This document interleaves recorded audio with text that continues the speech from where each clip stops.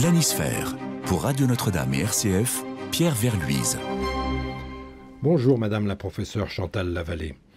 La relance de la guerre russe en Ukraine a maintenant plus de 3 ans. Pour l'Union européenne, que vous observez depuis le Canada et en venant régulièrement dans l'Union européenne bien sûr, quel a été l'effet géopolitique le plus étonnant de cette guerre ? Bien sûr. D'abord, merci beaucoup de m'inviter à cette émission. Cette guerre, on peut le dire, a été remplie de plusieurs rebondissements. Il faut savoir, effectivement, c'est finalement une guerre qui s'inscrit dans la durée. Maintenant, le changement, je pense, incontournable qu'on vit tous actuellement, c'est le repositionnement des États-Unis face à cette guerre en Ukraine, normalisation des liens avec la Russie de Poutine, ce qui change la donne fondamentalement. Ce qu'il faut dire, par contre, c'est que malgré tous ces rebondissements, dès le départ, c'est le retour de la guerre en Europe, ce qui marque les esprits et qui choque évidemment les Européens. Mais pour l'Union européenne, c'est évidemment le choc de la réalité. Une union qui est d'abord créée, pensée, conçue pour maintenir la paix, la stabilité dans un contexte post-Deuxième Guerre mondiale. On veut lier les économies, créer un espace de paix. Finalement, la guerre a été un espèce de catalyseur, d'accélérateur. Tout à fait. On l'avait vu d'une part avec le Brexit et le premier mandat de Trump où il y avait déjà une relance. Donc, en soi, la relance, elle n'est pas nouvelle. Mais l'accélération, puis également l'acceptation que l'Union européenne peut être aussi une union politique capable de prendre des positions en matière de défense, soutenir un pays en guerre, lui offrir même la perspective de l'adhésion, mais surtout permettre l'envoi d'équipements militaires qui est permis par les États membres, mais grâce à un soutien, un accès au financement européen. Vu du Canada, ça a été un peu une surprise de voir l'Union européenne évoluer sur ce chemin-là, non ? Une surprise peut-être modérée, dans la mesure où, effectivement, de l'extérieur, l'Union européenne, et particulièrement du Canada, c'est d'abord et avant tout un partenaire économique, pas aussi important que notre partenaire du Sud, les États-Unis, mais n'empêche qu'il a l'accord de libre-échange Canada-Union européenne, donc c'est d'abord un partenaire économique, mais dans les dernières années, la relation étroite a bien permis de voir l'évolution, ne serait-ce que déjà au tournant des années 2000, la politique étrangère et de sécurité commune qui se met en place, qui permet des missions civiles et militaires auxquelles le Canada peut participer avec un accord et un partenariat stratégique qui est mis en place. Donc, le Canada voit bien l'évolution depuis une vingtaine d'années de l'Union européenne. Professeur Chantal Lavallée, vous l'avez rappelé, la communauté économique européenne a d'abord été pensée pour faire la paix et un marché commun. Longtemps, la défense a été un tabou. Et comment la guerre russe en Ukraine a-t-elle finalement obligé la Commission européenne à mettre fin au tabou européen en matière de défense ? Excellente question. En fait, le tabou n'est pas tant venu d'un malaise de la Commission elle-même, plutôt que des États membres à l'accepter.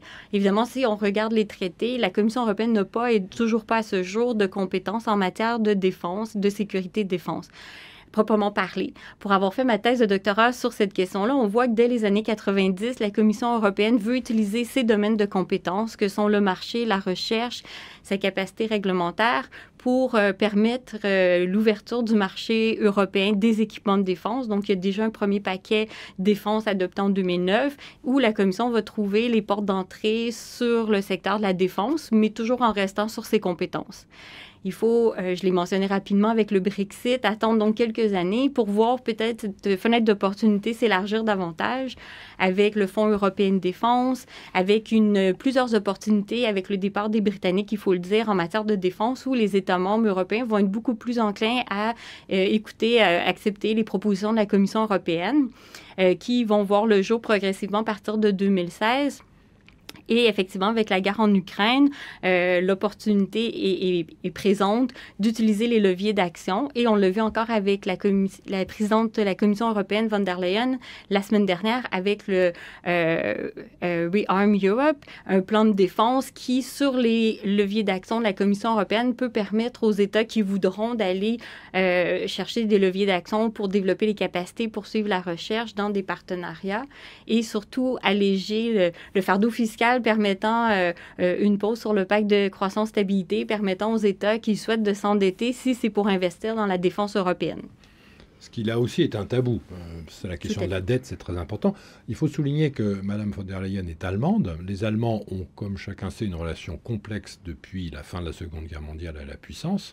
Et pourtant, c'est une Allemande qui a fait le tournant en 2019 d'une Commission européenne géopolitique et à qui le destin, en admettant que ce mot soit à retenir, a donné finalement la charge de faire face au retour de la guerre en Europe, comme vous le disiez. C'est très étrange. Oui et non. Ça peut paraître étrange. Il ne faut pas oublier que Mme von der Leyen a occupé plusieurs positions en Allemagne, dont le poste de ministre de la Défense. Et donc, je pense qu'elle a déjà cette sensibilité, cette compréhension des enjeux. Et elle est arrivée à un moment charnière pour l'Europe avec une période, le Brexit, la première présidence de Trump et une volonté des Européens, face aux pressions de Trump déjà au premier mandat, d'agir sur les questions de défense européenne. Et je pense qu'elle a saisi la balle au bon.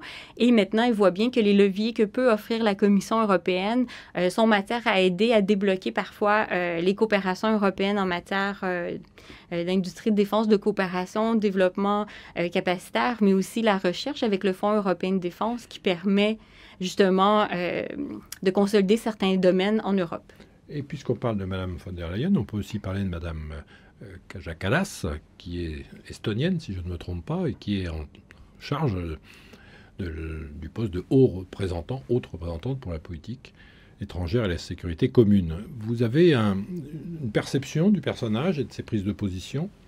Je pense qu'effectivement, c'est aussi un message qui a été envoyé par le changement de garde, si on peut dire, au niveau européen, et d'avoir choisi déjà une femme. Je pense que c'est aussi porteur d'un message. Puis Mme Kallas a tout un parcours aussi dans son pays. Première ministre, si je ne me trompe pas, première femme première ministre, avec une vision assez claire. Et elle a été très ferme dès le départ de sa perception de la menace russe, de l'importance de soutenir l'Ukraine avec tous les moyens à la disposition de l'Union européenne. Et je pense que c'est sur ces bases qu'elle a été choisie.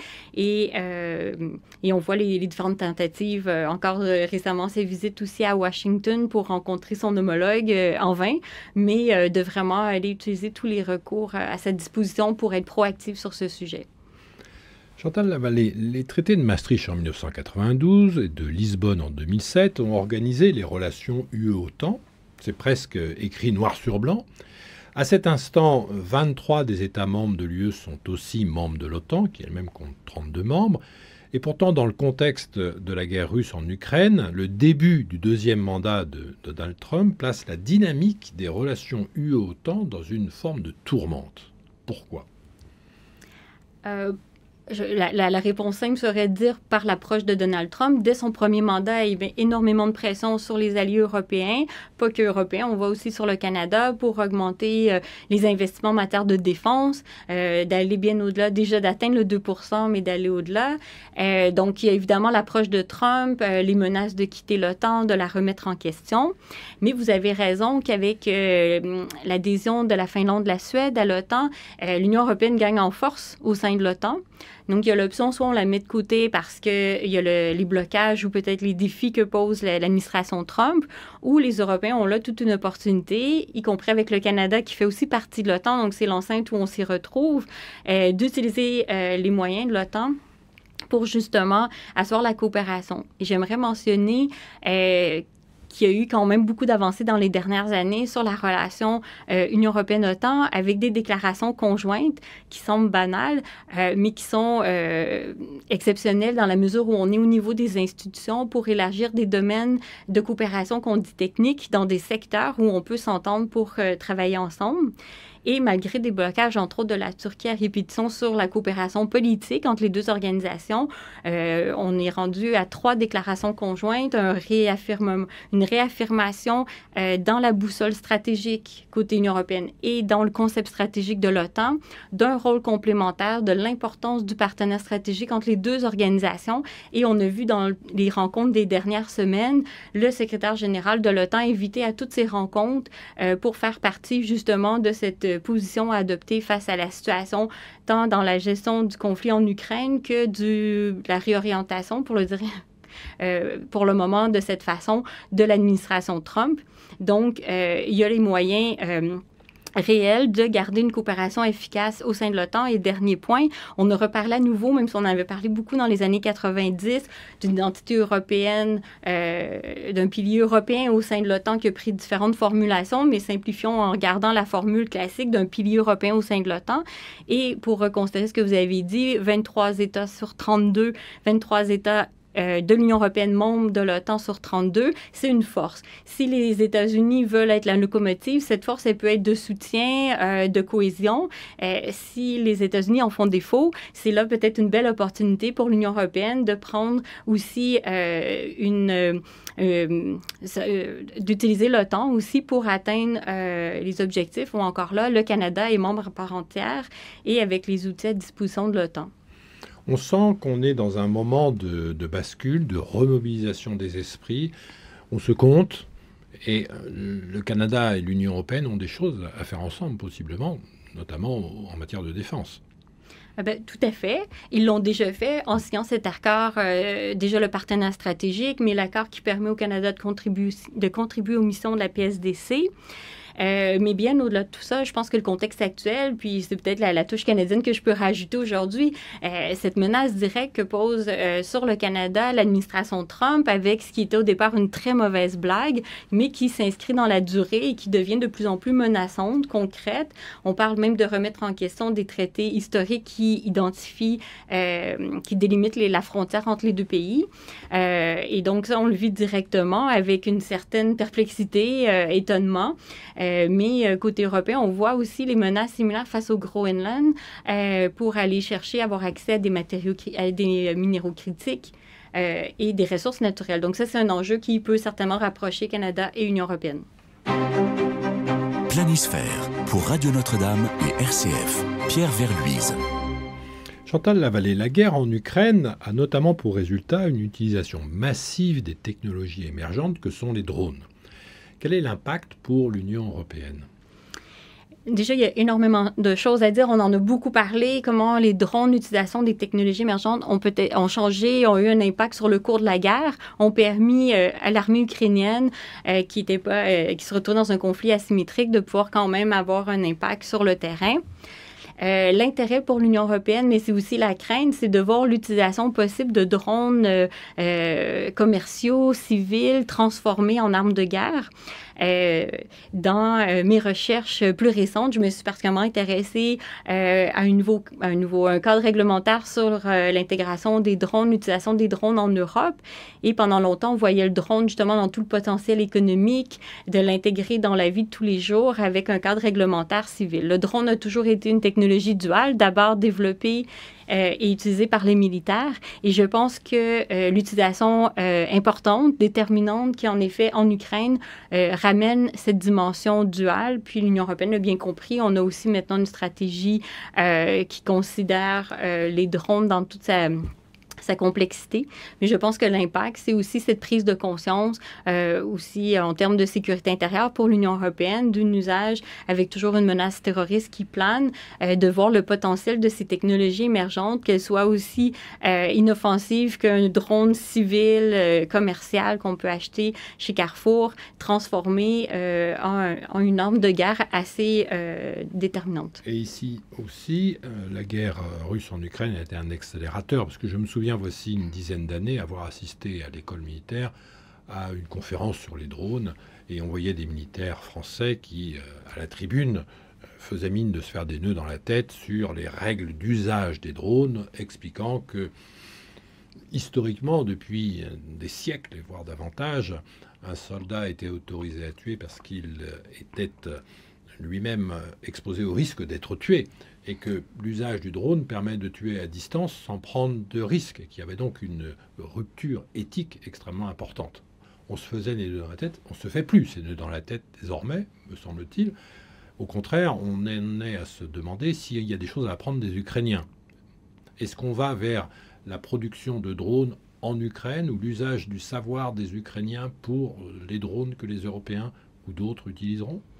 Déjà, il y a deux aspects. Je vais essayer d'être très brève, mais l'enjeu éthique va toujours demeurer. Je pense que le rapport de ces technologies avec l'être humain doit toujours être considéré dans une perspective éthique, légale, du droit international, d'éviter les abus. En fait, tous ces enjeux discutés, vous avez raison, depuis une dizaine d'années, étaient sur, par exemple, les assassinats ciblés, donc l'utilisation par les Américains dans des pays avec lesquels ils n'étaient pas officiellement en guerre, de l'utilisation de ces technologies pour faire la guerre à distance. Donc, ça soulevait des enjeux qui ont été modulés maintenant dans le contexte de la guerre en Ukraine parce qu'on y voit un impact à la faveur des Ukrainiens sur le rapport de force sur le terrain. Donc, on a peut-être, mais je pense qu'il faut toujours garder en tête cet aspect-là.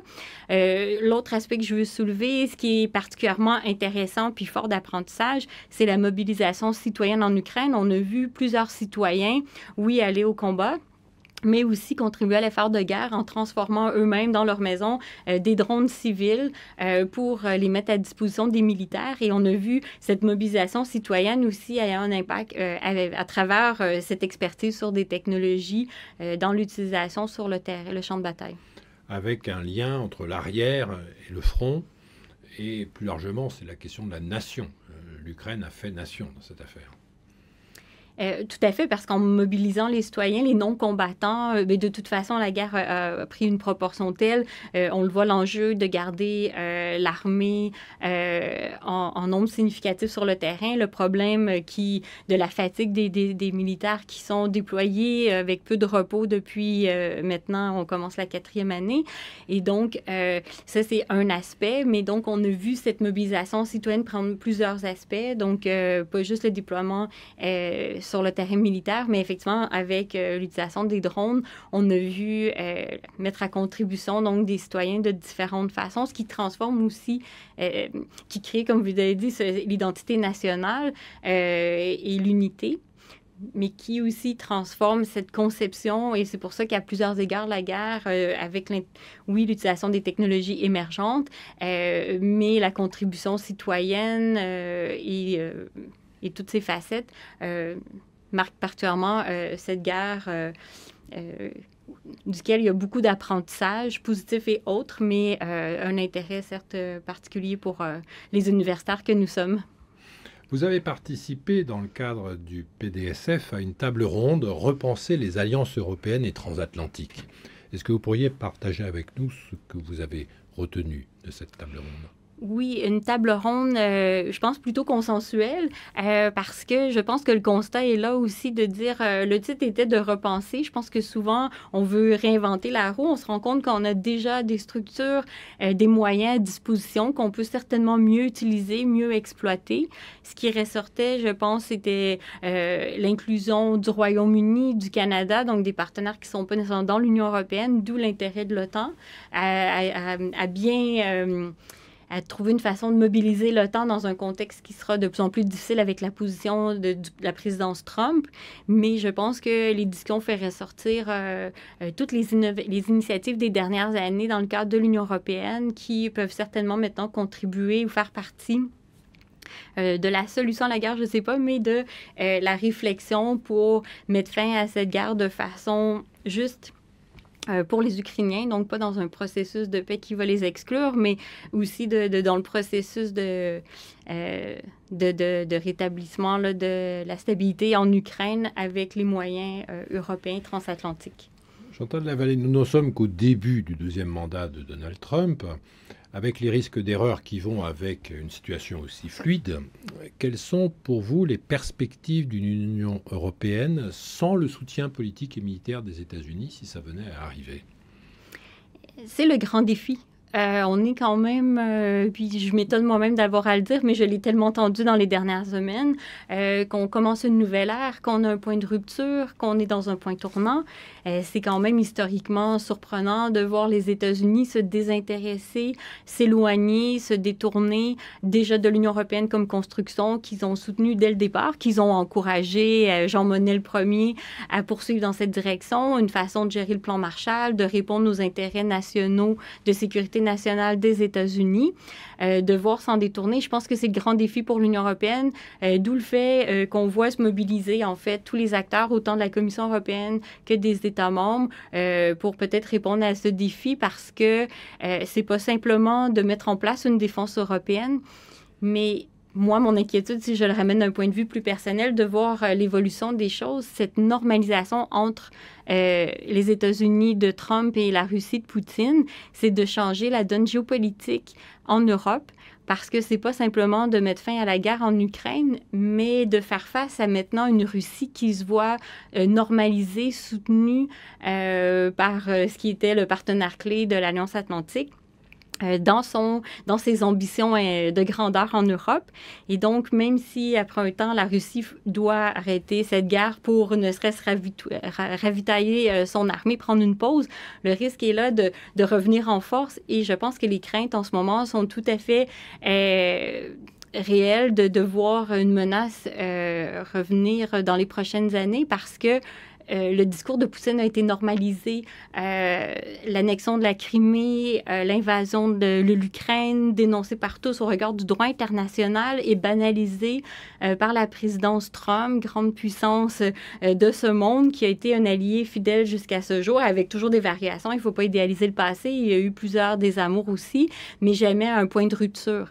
Et si on arrive à ce point de rupture, les Européens doivent vraiment se positionner en force, avec le Canada et le Royaume-Uni très certainement, dans un cadre solide, fort, pour faire face et c'était mon propos aussi de ce matin, à court terme, mais dans le long terme, d'où cette dynamique, je pense qu'au niveau européen, des États membres qui ont cette capacité à court terme de répondre, mais de l'Union européenne de les accompagner à moyen et à long terme avec des moyens financiers, institutionnels, réglementaires qui vont permettre d'asseoir cette coopération dans la durée. Parce que malheureusement, je pense que les défis auxquels on fait face actuellement risquent de s'installer dans le temps avec, on voit déjà une donne internationale bouleversée, et cette coopération-là doit être repensée donc le plus longtemps possible avec les États-Unis, mais dans le contexte actuel, être pensée de façon autonome. Cette fameuse autonomie stratégique qui va revenir en force, un discours appuyé, je pense, très certainement par les partenaires de l'Union européenne. L'autonomie stratégique, il ne suffit pas d'en parler, il faut le faire. Et ça, c'est plus compliqué. De votre expertise, quels sont les pays de l'Union européenne ou de l'Europe géographique qui ne sont plus dans l'Union européenne, je pense au Brexit, ou de l'OTAN, je pense au Canada, qui sont presque des pivots, des pays vraiment appui de cette réponse qui doit être faite à la nouvelle situation? Le cliché, puis on est quand même toujours dans le vrai, c'est évidemment le couple franco-allemand. Il est le moteur, si j'ai bien compris la question toujours, c'est quels sont les pays. Je pense qu'on est sur le couple franco-allemand qui doit quand même apprendre à bien mobiliser les partenaires, mais à partir du moment où le partenaire de la France, le partenaire allemand, a fait une mutation phénoménale au regard de sa position sur les questions de défense.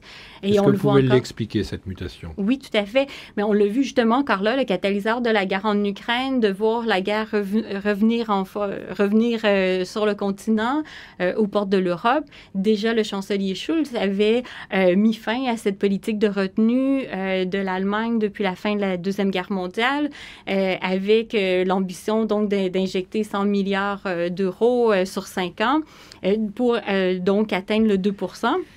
Et le chancelier élu qui est en train de former la coalition. Donc, il faut voir au moment du gouvernement formé, mais le discours est déjà encore plus percutant dans cette direction, de justement remettre en question les contraintes budgétaires fiscales en Allemagne pour permettre d'investir massivement dans la défense aussi. Merci Chantal Lavallée. Un grand merci également à notre réalisateur Cédric Cobat. Planisphère recevait Chantal Lavallée, professeure agrégée en études internationales et directrice du Centre sur la gouvernance sécuritaire et de crise au Collège militaire royal de Saint-Jean, au Canada. Chères auditrices, chers auditeurs, à la semaine prochaine pour une nouvelle édition de Planisphère.